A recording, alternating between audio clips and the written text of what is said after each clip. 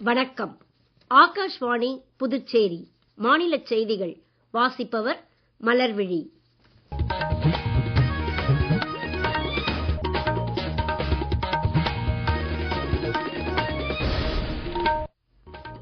தலைப்புச் செய்திகள்.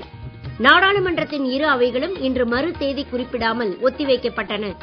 ராஜஸ்தான் மாநிலம் ஜெய்ப்பூரில் இன்று நிகழ்ந்த எரிவாயு டேங்கர் தீ விபத்தில் ஏற்பட்ட உயிரிழப்பு குறித்து குடியரசுத் தலைவர் திருமதி திரௌபதி முர்மு, பிரதமர் திரு நரேந்திர மோடி ஆகியோர் துயரம் வெளியிட்டுள்ளனர். புதுச்சேரியிலிருந்து பெங்களூரு மற்றும் ஹைதராபாத்திற்கு மீண்டும் விமான சேவையை துணைநிலை ஆளுநர் திரு கைலாஷ்நாதன் தொடக்கி வைத்தார். புதுச்சேரியில் குழந்தைகளுக்கு இதய அறுவை சிகிச்சை மேற்கொள்வதற்கான திட்டம் குறித்த விழிப்புணர்வு நிகழ்ச்சியை முதலமைச்சர் திரு ரங்கசாமி தொடக்கி வைத்தார். இனி விரிவான செய்திகள். நாடாளுமன்றத்தின் இரு அவைகளும் இன்று மறு தேதி குறிப்பிடாமல் ஒத்திவைக்கப்பட்டன. முன்னதாக இன்று காலை மக்களவை கூடியதும் டாக்டர் B.R. அம்பேத்கர் குறித்து மத்திய உள்துறை அமைச்சர் திரு அமித்ஷா தெரிவித்த கருத்தை ஆட்சேபித்து எதிர்க்கட்சி உறுப்பினர்கள் முழக்கங்களை எழுப்பினர். இதனால் அவையில் கூச்சல் குழப்பம் நிலவியது. அப்போது அவைத்தலைவர் திரு ஓம் பிர்லா உறுப்பினர்கள் விதிமுறைகளை கண்டிப்பாக பின்பற்ற வேண்டும் என்றும், நாடாளுமன்றத்தின் எந்த நுழைவு வாயிலிலும் போராட்டம் நடத்துவதை தவிர்க்க வேண்டும் என்றும் வலியுறுத்தியதோடு தவறினால் நடவடிக்கை எடுக்கப்படும் என்றும் எச்சரித்தார். நாடாளுமன்றத்தின் கண்ணியத்தை பாதுகாப்பது அனைத்து உறுப்பினர்களின் கூட்டு பொறுப்பு என்று அவர் மேலும் கூறினார். இந்த அமளிக்கு மத்தியில் ஒரே நாடு ஒரே தேர்தல் தொடர்பான 2 மசோதாக்கள் நாடாளுமன்றத்தின் கூட்டுக்குழுவுக்கு அனுப்பப்பட்டன. அதனைத் தொடர்ந்து அவைத்தலைவர் திரு ஓம் பிர்லா மக்களவையை கால வரையறையின்றி ஒத்திவைத்தார். இதற்கிடையே மாநிலங்களவையிலும் எதிர்க்கட்சி உறுப்பினர்களின் அமளி காரணமாக முதலில் நண்பகல் 12 மணி வரை அவை ஒத்திவைக்கப்பட்டது. இன்று காலை அவை கூடியதும் ஆளும் கட்சி மற்றும் எதிர்க்கட்சி உறுப்பினர்களுக்கிடையே முழக்கங்கள் மற்றும் எதிர் முழக்கங்கள் என சபை அமளியுடன் காணப்பட்டது. அப்போது மாநிலங்களவை தலைவர் திரு ஜெக்தீப் தன்கர் மக்கள் நம்பிக்கை மற்றும் எதிர்பார்ப்புகளுக்கு மதிப்பளிக்கும் வகையில் நடந்து கொள்ள வேண்டும் என உறுப்பினர்களை கேட்டுக் கொண்டார். மேலும் உறுப்பினர்களிடையே பொறுப்புக்கூறல் மற்றும் சுய பரிசோதனை தேவை என்றும் வலியுறுத்திய அவர் நாடாளுமன்ற நடவடிக்கைகளின் நிலை குறித்து தனது கவலையை தெரிவித்தார். நண்பகல் 12 மணிக்கு மாநிலங்களவை மீண்டும் கூடியதும் ஒரே நாடு ஒரே தேர்தல் மசோதா தொடர்பான நாடாளுமன்ற கூட்டுக்குழுவிற்கு 12 உறுப்பினர்களை பரிந்துரைக்கும் தீர்மானம் முன்வைக்கப்பட்டது. அதனைத் தொடர்ந்து அவைத்தலைவர் திரு ஜெக்தீப் தன்கர் மாநிலங்களவையை மறு தேதி குறிப்பிடாமல் ஒத்திவைத்தார். நாடாளுமன்ற இரு அவைகளின் குளிர்கால கூட்டத்தொடர் கடந்த மாதம் 25ஆம் தேதி தொடங்கியது. ராஜஸ்தான் மாநிலம் ஜெய்ப்பூரில் இன்று நிகழ்ந்த எரிவாயு டேங்கர் தீ விபத்தில் உயிரிழந்த குடும்பங்களுக்கு குடியரசுத் தலைவர் திருமதி திரௌபதி முர்மு, பிரதமர் திரு நரேந்திர மோடி ஆகியோர் இரங்கல் தெரிவித்துள்ளனர். குடியரசுத் தலைவர் வெளியிட்டுள்ள இரங்கல் செய்தியில் இந்த விபத்தில் உயிரிழப்பு குறித்த செய்தி மிகவும் வேதனை அளிப்பதாக உள்ளது என்றும், காயமடைந்தவர்கள் விரைவில் குணமடைய பிரார்த்திப்பதாகவும் தெரிவித்துள்ளார். பிரதமர் திரு நரேந்திர மோடி தனது சமூக வலைதள பதிவில் இந்த செய்தியால் தாம் மிகுந்த வேதனை அடைந்ததாக தெரிவித்துள்ளார். காயமடைந்தவர்கள் விரைந்து குணமடைய பிரார்த்தனை செய்வதாகவும் அவர் குறிப்பிட்டுள்ளார். இதற்கிடையே விபத்தில் உயிரிழந்தவர்களின் குடும்பத்தினருக்கு பிரதமரின் தேசிய நிவாரண நிதியிலிருந்து தலா 2 லட்சம் ரூபாயும், காயமடைந்தவர்களுக்கு தலா 50,000 ரூபாயும் நிவாரணம் வழங்கப்படும் என்று பிரதமர் அறிவித்துள்ளார். ஜெய்ப்பூரில் இன்று காலை நடைபெற்ற எரிவாயு டேங்கர் லாரி தீ விபத்தில் 7 பேர் உயிரிழந்துள்ளனர், 33 பேர் காயமடைந்துள்ளனர். ஹரியானா முன்னாள் முதலமைச்சர் ஓம் பிரகாஷ் சௌதாலா மறைவிற்கு பிரதமர் திரு நரேந்திர மோடி இரங்கல் தெரிவித்துள்ளார். இது குறித்து அவர் தமது எக்ஸ் தளத்தில் ஹரியானா முன்னாள் முதலமைச்சர் ஓம் பிரகாஷ் சௌதாலாவின் மறைவு மிகவும் வருத்தமளிக்கிறது என்றும், அவர் பல ஆண்டுகளாக மாநில அரசியலில் தீவிரமாக செயல்பட்டவர் என்றும் தெரிவித்துள்ளார். சௌத்ரி தேவிலால் அவர்களின் பணிகளை முன்னெடுத்துச் செல்ல தொடர்ச்சியான முயற்சிகளை மேற்கொண்டவர் என்றும், இந்த துயரமான நேரத்தில் அவரது குடும்பத்தினருக்கும் ஆதரவாளர்களுக்கும் தமது இரங்கலை தெரிவித்துக் கொள்வதாகவும் பிரதமர் குறிப்பிட்டுள்ளார். புதுச்சேரியில் இருந்து பெங்களூரு மற்றும் ஹைதராபாத்திற்கு மீண்டும் விமான சேவை தொடங்கியுள்ளது.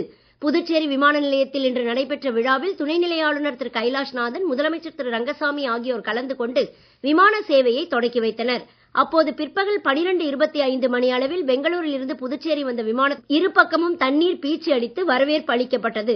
அதனைத் தொடர்ந்து பிற்பகல் 12:45 மணி அளவில் ஹைதராபாத் புறப்பட்ட விமானத்தை துணைநிலை ஆளுநர் திரு கைலாஷ்நாதன், முதலமைச்சர் திரு ரங்கசாமி ஆகியோர் கொடி அசைத்து அனுப்பி வைத்தனர். அதன் பின்னர் முதலமைச்சர் திரு ரங்கசாமி செய்தியாளர்களிடம் பேசினார். அப்பொழுது தொடர்ந்து இந்த விமான சேவை சிறப்பாக செயல்பட வேண்டும் என்பது நம்முடைய எண்ணம். இந்த விமான நிலையம் விரிவாக்கக்கூடிய பணியை விரைவில் தொடங்க நடவடிக்கை எடுத்திருக்கிறோம். தமிழக அரசு மாநில முதல்வர் தொடர்பு கொண்டு இது சம்பந்தமாக அறிய உள்ள தமிழகத்தினுடைய நிலங்களை கையகப்படுத்தி கொடுக்குமாறு பலமுறை கேட்கப்பட்டிருக்கிறது. மறுபடியும் தொடர்ந்து கேட்கப்படும். இந்த விரிவாக்க பணி முடிந்தவுடன் அதிகமான அளவில் விமானம் இங்கே வருகின்ற செல்வதற்கான ஒரு வாய்ப்புகள் உண்டு. சுற்றுலாவை மேம்படுத்துவதற்கு ஒரு நல்ல வாய்ப்பாக இருக்கும். மேலும் பல புதிய தொழிற்சாலைகள், ஐடி சம்பந்தமான நிறுவனங்கள் இங்கே வருவதற்கான வாய்ப்பு நிறைய இருக்கும். இவ்விழாவில் ஆதி திராவிடர் நலத்துறை அமைச்சர் திரு சாய் ஜே சரவணன்குமார், சட்டமன்ற உறுப்பினர்கள் திரு PML கல்யாணசுந்தரம், திரு வைத்தியநாதன், தலைமைச் செயலர் டாக்டர் சரத் சவுகான் மற்றும் அதிகாரிகள் கலந்து கொண்டனர். நீங்கள் கேட்டுக்கொண்டிருப்பது மாநில செய்திகள். ஆகாஷ்வாணி செய்திகளை நேயர்கள் உடனுக்குடன் தெரிந்து கொள்ள எமது புதுச்சேரி மண்டல செய்திப் பிரிவின் சமூக ஊடகங்களான @AIRnews_புதுவை என்ற X பக்கத்தையும், all India radio news Puducherry என்ற Facebook பக்கத்தையும், @RNU புதுச்சேரி என்ற யூடியூப் சேனலையும் அணுகலாம். எமது டெல்லி ஆகாஷ்வாணி செய்திப் பிரிவின் NSD சமூக ஊடகங்களான @AirNewsAlert என்ற X பக்கத்தையும், ஆல் இண்டியா ரேடியோ நியூஸ் என்ற Facebook பக்கத்தையும், AIR நியூஸ் அலர்ட் என்ற இன்ஸ்டாகிராம் தளத்தையும், news on air official YouTube சேனலையும், நியூஸ் ஆன் ஏர் செயலி மற்றும் இணையதளத்தையும் அணுகலாம். புதுச்சேரியில் குழந்தைகளுக்கு இதய அறுவை சிகிச்சை மேற்கொள்ளும் வகையில் எல்லைப்பிள்ளை சாவடியில் உள்ள ராஜீவ்காந்தி அரசு பெண்கள் மற்றும் குழந்தைகள் மருத்துவமனையில் மாவட்ட ஆரம்ப தலையீடு மைய திட்டம் தொடங்கப்பட்டுள்ளது.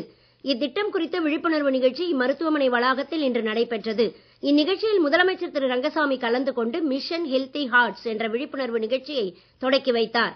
அப்போது உரையாற்றிய அவர், புதுச்சேரி அரசு மருத்துவமனையில் இதய அறுவை சிகிச்சை செய்து கொண்ட 99% பேர் நலமாக இருப்பதாக தெரிவித்தார். புதுச்சேரியில் 54 குழந்தைகளுக்கு சிக்கலான இதய அறுவை சிகிச்சை மேற்கொள்ளப்பட்டுள்ளதாகவும் கூறிய அவர், சிறப்பு மருத்துவ நிபுணர்கள் புதுச்சேரிக்கு வந்து சிகிச்சை மேற்கொள்ளும் வகையில் ஒப்பந்தங்கள் செய்து கொள்ள அரசு நடவடிக்கை எடுத்து வருவதாகவும் தெரிவித்தார். மேலும் அவர் கூறுகையில், இந்த குழந்தைகளுக்கு இதய அறுவை சிகிச்சை செய்யணும் அப்படிப்பட்ட ஒரு எண்ணம் பல ஆண்டுகளுக்கு முன்பாக வந்தது. இப்போ புதிய தொழில்நுட்பம், மருத்துவத்தை பெரிய புதிய தொழில்நுட்பம், அந்த சிறப்பு மருத்துவம் எங்கே யாருக்கெல்லாம் வழங்க முடியவில்லையோ, சில நோய்களுக்கு நம்மளால வழங்க முடியாது. அது மாதிரி இருப்பவர்களுக்கு சிறந்த மருத்துவர்கள், நிபுணர்கள் எங்கே இருக்கிறார்களோ, எந்த மருத்துவமனையில் இருக்கிறார்களோ அவர்களையும் அறிந்து அவர்கள் ஒப்பந்தம் செய்து கொண்டு அவர்களுக்குரிய சிகிச்சை அளித்து கொடுக்க வேண்டும் என்பதும் அரசுடைய எண்ணம். புதுச்சேரி பொறுத்தவரை பார்த்தீங்கன்னா கிட்னி டிரான்ஸ்பிளான்ட் நம்ம பண்றோம். அப்படி ஒரு நல்ல ஆரோக்கியமான வாழ்வாளருக்கு மருத்துவ வசதியை செய்து கொடுக்க வேண்டியது அரசுடைய கடமை. அதனை உணர்ந்து நம்முடைய அரசானது சிறந்த முறையில் மருத்துவ வசதியை செய்து கொடுத்துக் கொண்டிருக்கின்றது. புதுச்சேரியில் 6 ஆண்டுகளுக்கு பிறகு பேருந்து கட்டணம் உயர்த்தப்பட்டுள்ளது. இது குறித்த அறிவிப்பை துணைநிலை ஆளுநர் திரு கைலாஷ்நாதன் உத்தரவின்படி போக்குவரத்து துறை கூடுதல் செயலர் திரு சிவக்குமார் வெளியிட்டுள்ளார். உடனடியாக அமலுக்கு வந்துள்ள இந்த கட்டண உயர்வு குறித்து எமது செய்தியாளர் தரும் தகவல்.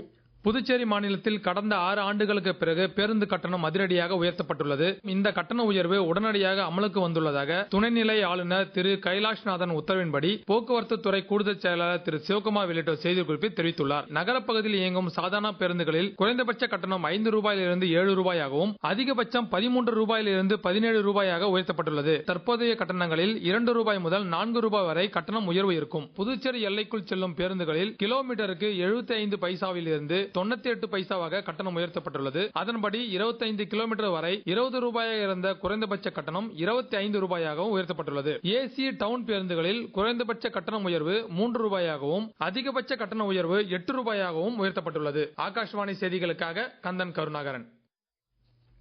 மத்திய மேற்கு மற்றும் அதனை ஒட்டிய தென்மேற்கு வங்கக்கடல் பகுதிகளில் நிலவும் ஆழ்ந்த காற்றழுத்த தாழ்வு பகுதி அடுத்த 12 மணி நேரத்தில் வடக்கு திசையில் நகர்ந்து காற்றழுத்த தாழ்வு மண்டலமாக வலுப்பெறலாம் என்று சென்னை வானிலை ஆய்வு மையம் தெரிவித்துள்ளது. இதன் காரணமாக இன்றும் நாளையும் தமிழகத்தின் ஓரிரு இடங்களிலும் புதுச்சேரி மற்றும் காரைக்காலிலும் லேசானது முதல் மிதமான மழை பெய்யக்கூடும் என்று தெரிவிக்கப்பட்டுள்ளது. மீண்டும் தலைப்புச் செய்திகள். நாடாளுமன்றத்தின் இரு அவைகளும் இன்று மறு தேதி குறிப்பிடாமல் ஒத்திவைக்கப்பட்டன. ராஜஸ்தான் மாநிலம் ஜெய்ப்பூரில் இன்று நிகழ்ந்த எரிவாயு டேங்கர் தீ விபத்தில் ஏற்பட்ட உயிரிழப்பு குறித்து குடியரசுத் தலைவர் திருமதி திரௌபதி முர்மு, பிரதமர் திரு நரேந்திர மோடி ஆகியோர் இரங்கல் தெரிவித்துள்ளனர். புதுச்சேரியிலிருந்து பெங்களூரு மற்றும் ஹைதராபாத்திற்கு மீண்டும் விமான சேவையை துணைநிலை ஆளுநர் திரு கைலாஷ்நாதன் தொடக்கி வைத்தார். புதுச்சேரியில் குழந்தைகளுக்கு இதய அறுவை சிகிச்சை மேற்கொள்வதற்கான திட்டம் குறித்த விழிப்புணர்வு நிகழ்ச்சியை முதலமைச்சர் திரு ரங்கசாமி தொடக்கி வைத்தார். இத்துடன் இந்த செய்தி அறிக்கை நிறைவு பெறுகிறது. வணக்கம்.